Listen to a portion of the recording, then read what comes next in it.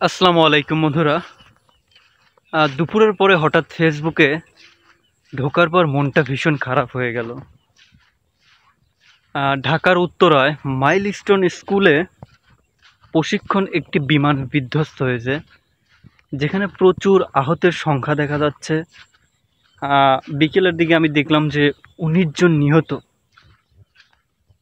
তো এরকম একটা অপ্রত্যাশিত ঘটনা সত্যিই ব্যাহত করতেছে।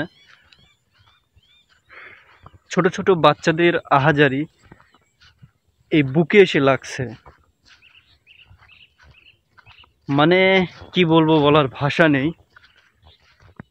আমি যারা এ পর্যন্ত নিহত হয়েছে তাদের আত্মার শান্তি কামনা করি।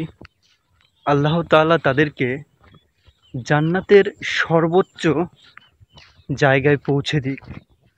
আর যারা আহত হয়েছে তারা দ্রুত সুস্থ হয়ে উঠুক, এই দোয়াটা আমি আল্লাহর কাছে রাখতে চাই। এরকম ঘটনা অহরহই ঘটে থাকে বিভিন্ন জায়গায়। প্রচুর মানুষ মারা যায়, আহত হয়। সত্যি এগুলো অপ্রত্যাশিত অপ্রত্যাশিত একটি ঘটনা। তো যাই হোক, সবার জন্য দোয়া রইল, সবাই তাড়াতাড়ি সুস্থ হয়ে উঠুক। আর নিহতরা তাদের পরিবারকে খুঁজে পাক, লাশ তাদেরকে পৌঁছে দেওয়া হোক। তো যাই হোক, সবাই ভালো থাকুন, সুস্থ থাকুন।